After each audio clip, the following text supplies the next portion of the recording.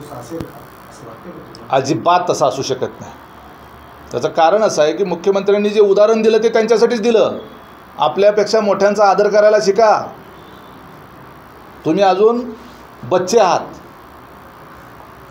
तुम्ही स्वतःला पैलवान समजता, परंतु तुम्हाला लंगोट घालायला शिकवली त्या अजितदादांनी. त्यामुळं तुमच्या वस्तादाच्या संदर्भानं तुम्ही बोलत असाल तर उद्या तुम्ही कुणाचीही मापं काढायला बसलाय.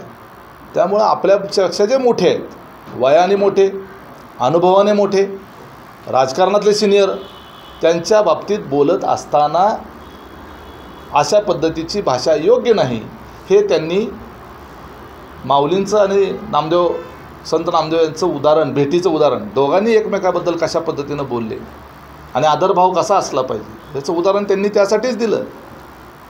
महापालिकेच्या निवडणुका आता येत आहेत.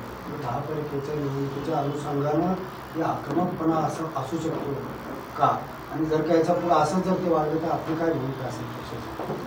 म्हणूनच आता या प्रेस कॉन्फरन्सच्या निमित्तानं आपण महायुतीमध्ये एकत्र आहोत. ठीक आहे, महापालिकेच्या स्थानिक स्वराज्य संस्थांच्या निवडणुका ज्या आहेत त्या स्थानिक कार्यकर्त्यांच्या तिथल्या परिस्थितीनुसार आघाडी करायची किंवा स्वतंत्र जायचं ह्या संदर्भानं त्या होतात. प्रत्येक ठिकाणचा निर्णय त्या ठिकाणची लोक घेतीलच.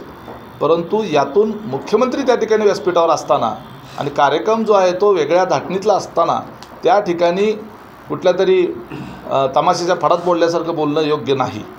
त्यामुळे निवडणुकीचा विषय इथं आत्ताच नाही, त्याची यथावकाश जी आहे ती भूमिका वेगवेगळी मांडली जाईल.